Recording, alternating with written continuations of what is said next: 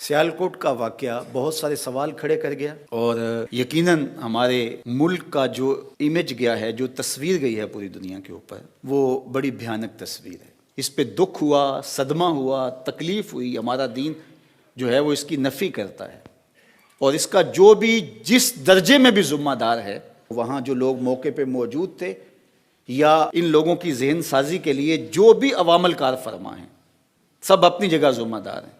ہمارا دین اس کی قطعاً اجازت نہیں دیتا، لیکن اس کی آڑ میں لبرلز کو راستہ مل گیا اور وہ اس قانون پر بات کرنے لگے، اور وہ کہتے ہیں کہ چونکہ یہ قانون موجود تھا، قانون کی موجودگی سے تو جرائم کم ہوتے ہیں کہ جرائم ہوتے ہیں۔ کوئی کہے قتل اس لیے ہو رہے ہیں کہ قانون موجود ہے، ڈاکے اس لیے پڑ رہے ہیں کہ ڈاکو کی سزا موجود ہے، چوریاں اس لیے ہو رہی ہیں کہ چوری کی سزا موجود ہے۔ تو یہ عجیب سی منطق ہے، یہ الٹی چال ہے۔ بات یہ ہے قانون کا عملی نفاذ نہ ہونے کی وجہ سے ایسا ہوتا ہے۔ جرائم اس لیے ہوتے ہیں کہ قانون عملی طور پہ نافذ نہیں ہوتا۔ جہاں چور کے ہاتھ کاٹے جاتے ہیں وہاں چوری نہیں ہوتی، جہاں قاتل کا سر کاٹا جاتا ہے وہاں قتل نہیں ہوتے، جہاں ڈاکو کو چوراہے میں لٹکایا جاتا ہے وہاں ڈاکے نہیں ہوتے۔ تو یہ ایک عجیب کہانی ہے کہ چونکہ قانون یہ موجود ہے ناموس رسالت کا، تو اس لیے ایسا ہو رہا ہے۔ قانون پر تو آج تک عمل درآمد نہیں ہوا۔ تو یہ بھی انتہا پسندی کی ایک صورت ہے۔ ایک مذہبی جنونیت اور مذہبی انتہا پسندی ہے، اور دوسری یہ لبرل کی انتہا پسندی ہے۔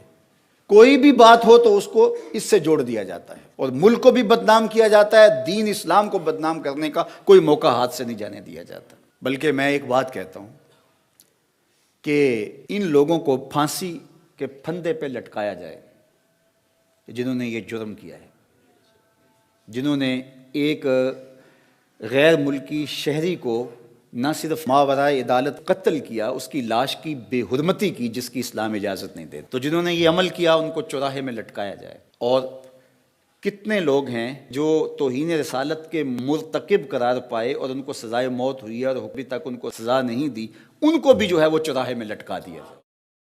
دونوں کو اکٹھا لٹکا دیا جائے، دیکھنا نتیجہ کیا آتا ہے۔ نہ کوئی اہانت رسول کرے گا اور نہ یوں کوئی قانون کو ہاتھ میں لے گا۔ اور دوسری بات میں اور کرنا چاہتا ہوں، انگلیوں پر گنے ہوئے کچھ لوگ ہیں جو مغرب کے وظیفہ خور ہیں، اور وہ مختلف جگہوں پہ بیٹھ کر کے جو ہے وہ اس قانون کے خلاف اور ان چیزوں کے خلاف بات کرتے ہیں۔ وہ چند لوگ ہیں، وہ حکومت بھی جانتی ہے، ادارے بھی جانتے ہیں، جو مغرب کے وظیفہ خور ہیں اور جن کو ڈیوٹی دی گئی ہے۔ اس کے علاوہ باقی لوگ میں مطمئن نہیں کر پایا، ان کے سوالوں کا جواب نہیں دے پایا، میں علمی طور پہ کمزور تھا، انہوں نے بات کی، میں آگے سے غصے میں آ گیا، لڑنے لگ گیا، تو وہ میرے سے بدظن ہو کر کے وہ سمجھنے لگے کہ اس مسئلے کے اندر جان نہیں ہے، تو وہ تھوڑے سے غلط فہمی میں مبتلا ہو گئے۔ تو ہم ان کو جو ہے وہ دائرہ اسلام سے خارج نہیں کر سکتے، اور ان کو دین کا غدار نہیں کہہ سکتے۔ ان کی ذہن سازی کرنا ہماری ذمہ داری ہے۔ ممبر و محراب کے اوپر بیٹھے ہوئے لوگوں کی ذمہ داری ہے کہ ان کی ذہن سازی کی جائے، نہ یہ ہے کہ ان کو لبرل کہہ کے دھکا دے دیں اور ان کو ان کے ساتھ کھڑا کر دیں۔ انہوں نے ان پہ محنت کی، یہ گرے ایریا ہے بہت سارا، جو محنت کرے گا وہ ان کے ساتھ جا کے کھڑے ہو جائیں گے۔ تو ہم لبرلز کو ایک نیا فرقہ بنا کر کے اس قوم کی تقسیم نہ کریں۔ ممبر و محراب کو اپنی ذمہ داری سمجھنی پڑے گی۔ ہمارے اندر جو کوتاہیاں ہیں ان کوتاہیوں کو دیکھنا پڑے گا اور ان کو دور کرنا پڑے گا۔ علمی کمزوریوں کا ہمیں کوئی ازالہ کرنا پڑے گا، اپنے لہجوں کی بہتری کے لیے، اس کے سلجھاؤ کے لیے کام کرنا پڑے گا، لوگوں کی عملی تربیت کے لیے کام کرنا پڑے گا۔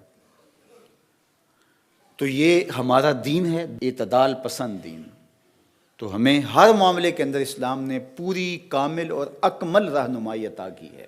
تو اس لیے ہمارا دین ان چیزوں کی قطعاً کوئی اجازت نہیں دیتا کہ ہم اس طرح سے جو ہے وہ محض ایک الزام پر کسی شخص کو پکڑ کے گھسیٹ کے چوراہے میں لے آئیں، اس کی ہڈیاں توڑ کے رکھ دیں، اور پھر اس کی لاش کو آگ لگا کر کے کیا منظر ہوا ہوگا جب یہاں سے راکھ گئی ہوگی اس ملک کے اندر، اور وہاں کے مسلمانوں کے ساتھ اگر کوئی رد عمل کے طور پہ کچھ ہوتا ہے تو کیا ہم اس کے ذمہ دار نہیں ہوں گے؟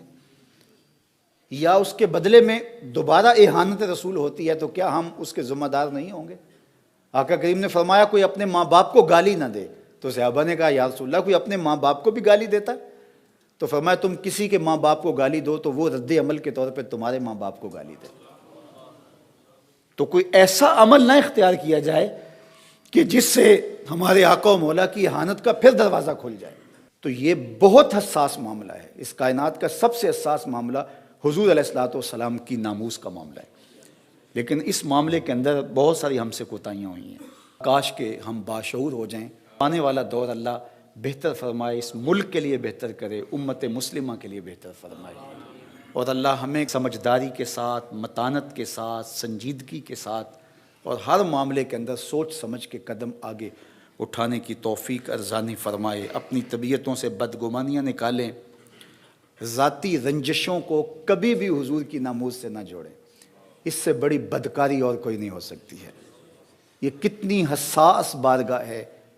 اور میں اپنی دشمنی جو ہے وہ اس بات پہ نکالوں، کسی تنظیم سے میری دشمنی ہے، کسی فرد سے میری دشمنی ہے، کسی برادری سے میری دشمنی ہے، کسی شخص سے میری دشمنی ہے، تو میں صرف اس بات پر کہہ کے اپنا غصہ اس پہ نکال لوں. اس سے بڑی بدکاری نہیں ہوگی. تو یہ بدکاریاں جب ہوتی ہیں اور اس طرح کے معاملے ہوتے ہیں پھر قومیں تباہ ہو جاتی ہیں. تو اللہ کے محبوب علیہ السلام کا یہ فرمان سن لیجئے. آقا کریم نے فرمایا وَإِيَّاكُمْ وَالْغُلُوَّ فِي الدِّينِ وَإِنَّمَا أَهْلَكَ مَنْ كَانَ قَبْلَكُمْ الْغُلُوُّ فِي الدِّينِ. فرمایا دین میں انتہا پسندی سے بچو. تم میں سے پچھلی قومیں انتہا پسندی کی وجہ سے ہلاک ہو گئے.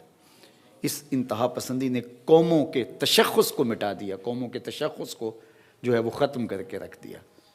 تو آج ہمارا جو تشخص ابھرا ہے وہ اچھا نہیں ہے. یہ جو پکچر آ رہی ہے اسکرین کے اوپر، یہ ہماری تصویر نہیں ہے. یہ جو حضور نے ہمیں تصویر دی تھی، خوبصورت تصویر جو گلابوں سے زیادہ مشکبار ہے، جو چاند سے زیادہ روشن ہے، یہ وہ تصویر نہیں ہے. یہ ہماری بگڑی ہوئی تصویر ہے، یہ ہماری مسخ شدہ تصویر ہے. تو سیالکوٹ کے واقعہ کی مذمت کرنے سے کیا ہوگا؟ ہمیں عملی اقدام اٹھانے پڑیں گے. فقط مذمت سے کچھ نہیں ہوگا. تو اس لیے ہمیں شعور کی آنکھ کھول کر کے جینا ہوگا. ہم وحشیوں کے معاشرے میں نہیں رہ رہے، انسانوں کے معاشرے میں رہ رہے ہیں. پہلے یہ تھا اگر کوئی مشکل میں ہوتا لوگ بچانے کے لیے نکلتے تھے، اور آج ایک مشکل میں ہوتا ہے تو دوسرے اس کی مدد کرنے کی بجائے ویڈیو بنانے کھڑے ہو جاتے ہیں. اگر اس کو بچانے کے لیے اتنے لوگوں میں سے 20-25 لوگوں کی آواز ہی اٹھتی تو ایسا حادثہ نہ ہوتا، ایسا واقعہ نہ ہوتا.